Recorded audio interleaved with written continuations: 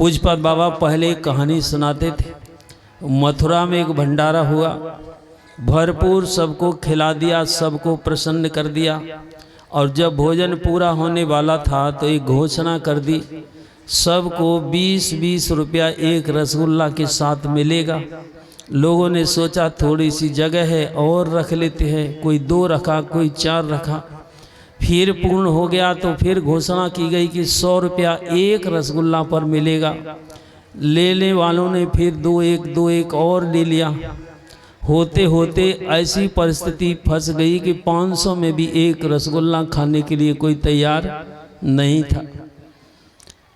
एक इतना खा लिए, लौट कर लोग उनको उठाकर घर पर ले आए। अब तो हिलते जुलते नहीं थे। पत्नी ने कहा कि आपको जब पता ही था तो इतना क्यों खा लिए, आपको नहीं खाना, चलिए आप जब वैद्य और डॉक्टर के पास चलिए। डॉक्टर के पास ले गई। डॉक्टर ने कहा कि लो ये टैबलेट खा लेना और थोड़ी देर में हजमा ठीक हो जाएगा। पत्नी ने वो गोली और गिलास पानी लेकर पति के सामने प्रस्तुत किया कि बस एक टैबलेट खा लीजिए और हाजमा ठीक हो जाएगा। और जैसे ही देखी गोली तो पति झुंझलाकर बोला, अरे मूर्ख, तुमको ये एक गोली की जगह होती तो मैं एक रसगुल्ला नहीं खा लेता, कम से कम 500 और मिलते। तो बड़ी सावधानी की काम है, सदगुरु महाराज ने भी संकेत किया है। खान पान को प्रथम संवारो। यदि खान पान ठीक नहीं हुआ तो क्या हालत होगी, आज लोग समझ गए होंगे। तो जिनके अंदर जैसी समझ थी उन्होंने वैसा प्रयोग किया। भगवान राम जब धनुष यज्ञ में पहुंचे तो लोगों ने तरह तरह की दृष्टि से उसको देखा। किसी ने योगिन तत्व रूप में भाषा, जो योगी लोग थे वो तत्व रूप में देखते थे, कोई काल रूप में, कोई किसी रूप में, कोई किसी रूप में। तो किसी ने इस भोजन में ऐसे प्रकार से सावधानी बरती, अन्न ब्रह्म है, इसको नष्ट नहीं करना है। और किसी ने सोचा कि पता होती तो उठाकर रख लेते, बाद में काम आता। किसी ने ये भी सोचा होगा कि इसको पहले ही उठा लेते तो कम से कम गाय और बकरी की सेवा में चला जाता।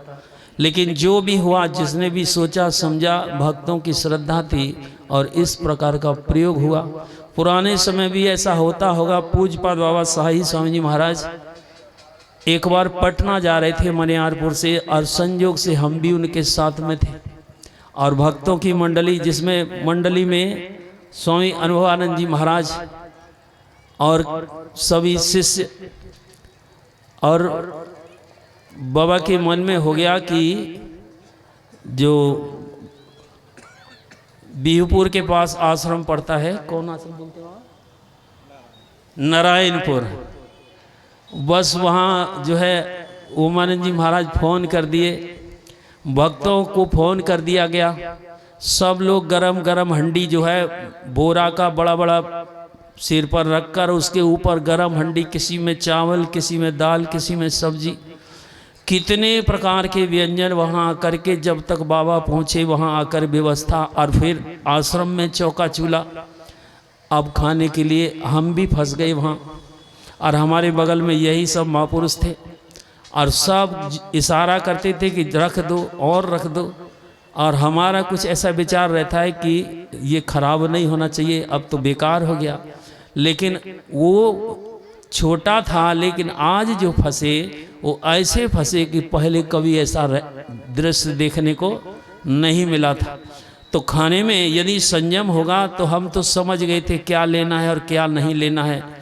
लोग देख रहे थे कि बाबा तो पूरी पत्तल खाली कर दिए, तो पहले ही लेकर कितना लेना है और कितना खाना है। तो गोरख कहे पूता संयम ही टरिए, खान पान को प्रथम समारो, तब रस रस सब अवगुण मारो। यदि अधिक खा लेंगे तो आप बैठ नहीं सकते हैं। ध्यान की बात नहीं, आपसे सत्संग भी नहीं होगा। और सत्संग सुनने का मतलब यही है कि हम भक्ति के मार्ग में कैसे चलें, इसीलिए ये थोड़ा प्रसंग सुनाया गया। दूसरी बात है, एक विचार भी है उसमें।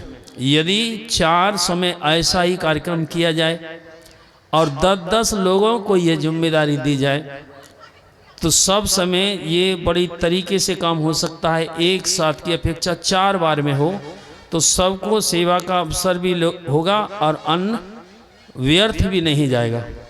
तो ये यदि तरीका ठीक लगे तो ऐसा प्रयोग करके देखना चाहिए। और आश्रम में भोजन की व्यवस्था अलग से रहे, जो कुछ घटे उसमें से आश्रम से चला करके सबकी श्रद्धा निवेदित हो। और एक नियम बना देना चाहिए, वे ही लोग इसमें भोजन ला कर देंगे जो ध्यान करते हों, सत्संग स्तुति प्रार्थना करते हों और जो पवित्रता से घर में रोज भोजन बनाते हों और उसी प्रकार से भोजन बनाकर लाएं तो आपका भोजन देना सार्थक होगा।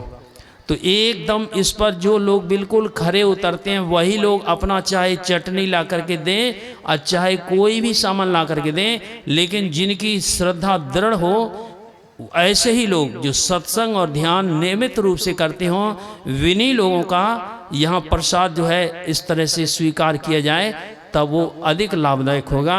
अब दूसरी तरफ आइए भक्ति की बात। भक्ति की बात में कभी कभी आप सुनते होंगे सत्संग की बात, और सत्संग में 6 प्रकार के आने बताए गए। एक सूप आता है, एक चलनी आती है और एक कठौता आता है, और उसमें एक श्रोता भी आता है, एक सोता भी आता है और एक सरौता भी आता है। तो केवल अभी 2 ही चीज पर बात करेंगे क्योंकि समय नहीं है।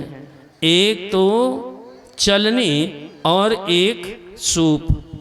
चलनी का काम क्या है? अभी एक पर्व पड़ा था, लोग दीपक जलाकर चलनी के सहारे देखते थे। क्या देखते थे ये तो देखने वाले ही लोग जानते होंगे, लेकिन सावधानी की जरूरत है। क्या देखना है और कैसे देखना है? वो चलनी कौन सी है? ये शरीर ही वो चलनी है, और इसी चलनी से दीपक जला करके देखना है। किसको देखना है? पत्नी को, पति को देखना है। पत्नी कौन है? जीवात्मा। और पति कौन है? परमात्मा। दीपक का सहारा और ये चलनी। चलनी का गुण सबसे पहला क्या होता है? वो सार सार को गिरा देती है और असार को पकड़ कर रखती है। ऐसे ही आप लोग भी सत्संग में आते हैं तो दुनिया की बातों को तो सीख लेते हैं और जो मतलब की बातें उनको छोड़ देते हैं, लेकिन ऐसा ही करते रहेंगे तो आपकी उचलनी में कभी परमात्मा का दर्शन नहीं होगा। तो चलनी का गुण क्या है? वो सार सार को गिरा देती है और असार को पकड़ लेती है। एक है सूप, और सूप का प्रयोग आप लोग अभी करके आए हैं। छठी मैया के सूप में आपने क्या क्या सामान रखे, क्यों रखे? अब तो बहुत कम समय है, लेकिन थोड़ी सी बात को समझ लेना। और उस सूप को लेकर आप कहाँ चले गए? आप घाट पर चले गए। और वो घाट किन्होंने बनाया था? युवा लोगों को आपने पढ़ा कर भेजा था। एक एक सीढ़ी को बिल्कुल ठीक कर देना। ऊंची नीची राह रपटीली, बार बार पग धरूं जतन से बार बार डिग जाए, ऐसा रहस्य है उन सीढ़ी में। वो सीढ़ी का क्या रहस्य है? अखिल भारतीय महाधिवेशन प्रयाग में हुआ था। प्रयाग में सदगुरु महाराज भी थे और पूज्यपाद महाराज श्री भी थे, और अखिल भारतीय महासभा के आजीवन अध्यक्ष हुलासचंद्र रुंगटा जी भी थे। साथ में शिष्यों की मंडली, देवरा बाबा वहाँ निवास करते थे। सब लोग उनके दर्शन के लिए चले गए।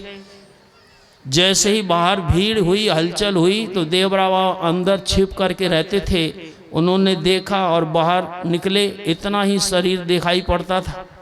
बिना वस्त्र के रहते थे, कुछ हल्का सा कुछ लपेटा बस, नहीं तो उनको कोई ज़रूरत नहीं थी।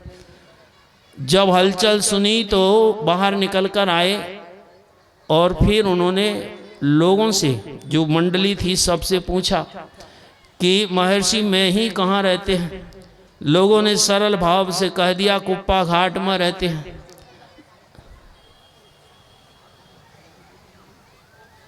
लोगों ने कहा कि कुप्पा घाट में रहते हैं। क्या हो गया वहां आगे?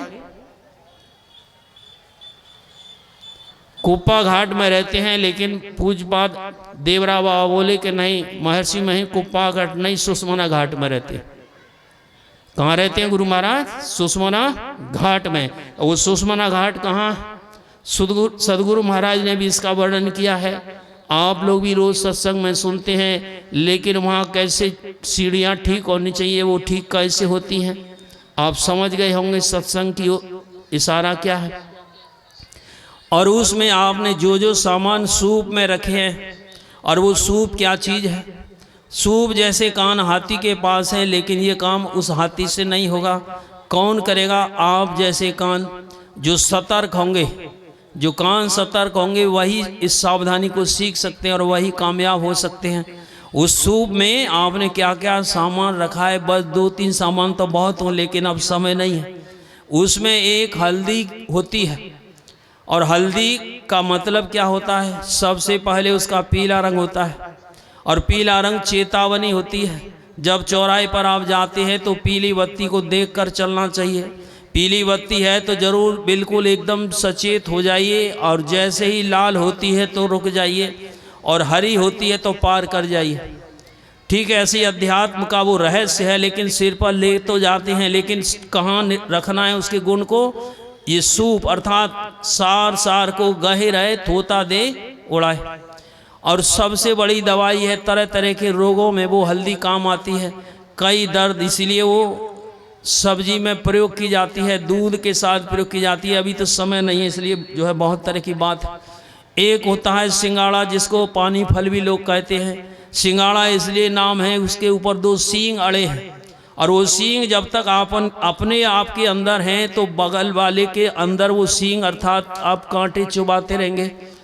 ये सत्संग वाले आदमी जिन्हें हैं उनको ये बात बिल्कुल सचेत हो जाना चाहिए।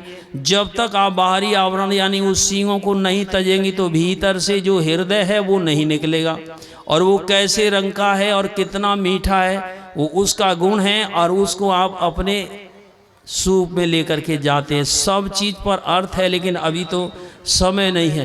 तो समय की बात होती है, एक एक गुणग्राही आप बनते हैं तो आप भक्ति को समझ सकेंगे, और सत्संग से यही काम होता है। और किसी ने गाया है, उठो री सहेली बुहार डारो अंगना, और यदि आंगन नहीं बुहारा तो परिणाम क्या होगा? कैसे आएंगे भगवान? तूने आंगन नहीं बुहारा, तूने आंगन नहीं बुहारा, कैसे आएंगे भगवान, कैसे आएंगे भगवान।